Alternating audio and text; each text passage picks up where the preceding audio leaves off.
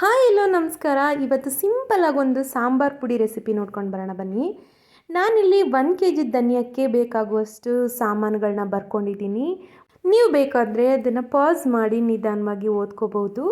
1 kg ಧನಿಯಾ ಬೀಜಕ್ಕೆ ಅರ್ಧ kg Byadgi ಮೆಣಸಿನ್ಕಾಯಿ, 1/4 kg ಗುಂಟೂರು ಮೆಣಸಿನ್ಕಾಯಿ, 200 ಗ್ರಾಮ್ ಮಣ್ಣು ಕಟ್ಟಿದ್ದ ಮೆಣಸಿನ್ಕಾಯಿ, 1/4 kg ಕಡಲೆಬೇಳೆ, 100 ಗ್ರಾಮ್ ಉದ್ದಿನಬೇಳೆ, 100 ಗ್ರಾಮ್ ಹೆಸರುಬೇಳೆ, 100 ಗ್ರಾಮ್ ತೊಗರಿಬೇಳೆ, 100 ಗ್ರಾಮ್ ಮಸೂರು ಬೇಳೆ, 100 ಗ್ರಾಮ್ ಜೀರಿಗೆ, 50 ಗ್ರಾಮ್ ಕರಿಮೆಣಸು, 100 ಗ್ರಾಮ್ ಗಸಗಸೆ, 50 ಗ್ರಾಮ್ ಮೆಂತ್ಯ, 50 ಗ್ರಾಮ್ ಸಾಸಿವೆ, 50 ಗ್ರಾಮ್ ಅಕ್ಕಿ, 25 ಗ್ರಾಮ್ ಅರಿಶಿಣದ ಕೊಂಬು, 50 ಗ್ರಾಮ್ ಅಷ್ಟೇ ಚಕ್ಕೆ ಲವಂಗ 2 ಸೇರಿ, ಒಂದು 10 ರೂಪಾಯಿ ಇಂಗು, ಒಂದು 10 ರೂಪಾಯಿ ಕರಿಬೇವಿನ ಸೊಪ್ಪು. ಇಷ್ಟೇ ನಾನು ಬಳಸೋದು.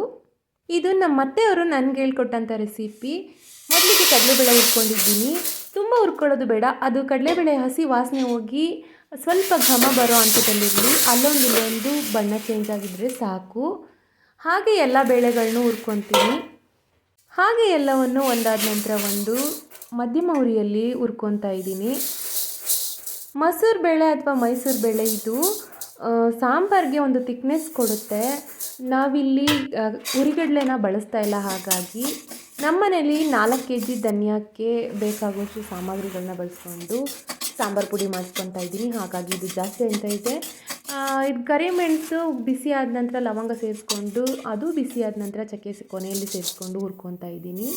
ಎಲ್ಲವೂ ಚಿಟಪಟ ಅಂತಿದ್ದಂಗೆ ಇಳಿಸ್ಕೊಳ್ಳೋದು. ಮೆಂತ್ಯ ಇದು ಚೆನ್ನಾಗಿ ಬಿಸಿ ಆದ ನಂತರ ಇದಕ್ಕೆ ಜೀರಿಗೆ ಹಾಕ್ಕೊತಾ ಇದ್ದೀನಿ. ಚಿಟಪಟ ಅಂತಿದ್ದಂಗೆ ಇಳಿಸ್ಕೊಳ್ಳೋದು. ಇದು ಸಾಸಿವೆ. ನಮ್ಮನೆ ಸಾಸಿವೆ ಯೆಲ್ಲೋ ಕಲರ್ ಇದೆ, ಉರಿತಾ ಕಪ್ಪಾಗತ್ತೆ. ಸಾಸಿವೆ ಸಿಡಿತಿದ್ದಂಗೆ ಗಸಗಸೆ ಸೇರಿಸ್ಕೊತಾ ಇದ್ದೀನಿ.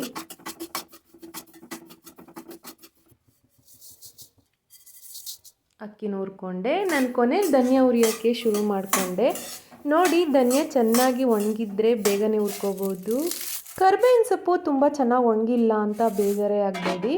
ಸ್ವಲ್ಪ ಧನಿಯಾ ಬಿಸಿ ಆಗ್ತಿದ್ದಂಗೆ ಇದಕ್ಕೆ ಸ್ವಲ್ಪ ಕರಿಬೇವಿನ ಸೊಪ್ಪು ಸೇರಿಸ್ಕೊಂಡು ಹುರ್ಕೊಂಡ್ರೆ ಆಯಿತು. ನೋಡಿ, ಎಲ್ಲ ಪುಡಿ ಆಗೋಯಿತು. ನಾನಿಲ್ಲಿ ಉರಿಬೇಕಾದ್ರೆ ಯಾವುದಕ್ಕೂ ಎಣ್ಣೆ ಸೇರಿಸಿಲ್ಲ.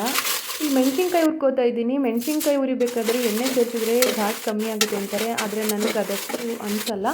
ಹಾಗಾಗಿ ನಾನು ಉಪ್ಪು ಸೇರಿಸ್ಕೊಂಡು ಹುರ್ಕೋತೀನಿ. ತುಂಬ ಚೆನ್ನಾಗಿ ಉರಿಬೋದು. ಇಲ್ಲಿ ಅರಿಶಿನ ಕೊಂಬನ್ನು ಹುರಿದ್ಬಿಟ್ಟು ಚೆನ್ನಾಗಿ ಚಚ್ಕೊಂಡಿದ್ದೀನಿ.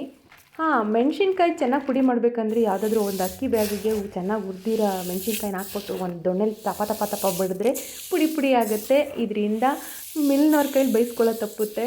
ಹುರಿದಿರೋ ಎಲ್ಲ ಪದಾರ್ಥಗಳನ್ನ ಒಂದು ದೊಡ್ಡ ಬೇಸನ್ಗೆ ಹಾಕೊಂಡು ಚೆನ್ನಾಗಿ ಕಲಿಸ್ಕೊಂಡು ಪುಡಿ ಮಾಡಿಸ್ಕೊಂಡಿದ್ದೀನಿ. ನೋಡಿ ಹೇಗೆ ಬಂದಿದೆ. ಇದು ದಿನ ಬೆಳಗ್ಗೆಗೆ ಅಂತ ಎತ್ತಿಟ್ಕೊಂಡಿರೋಂಥ ಒಂದು ಮಸಾಲೆ ಪುಡಿ. ಮತ್ತು ಮಿಕ್ಕಿರೋ ಮಸಾಲೆ ಪುಡಿನ ಎತ್ತಿಡ್ತೀವಲ್ಲ, ಅದನ್ನು ತುಂಬಿಟ್ಬಿಟ್ಟು ಉಪ್ಪು ಮತ್ತು ಇಂಗನ್ನು ಮೇಲ್ಗಡೆ ಉದುರಿಸ್ಬಿಟ್ಟು ಗಾಳಿ ಆಡ್ದಿರೋ ಥರ ಮುಚ್ಚಿದ್ರೆ ತುಂಬ ದಿನವರೆಗೂ ಚೆನ್ನಾಗಿರುತ್ತೆ. ನೋಡಿ ಹೇಗಿದೆ colour. Thank you for watching.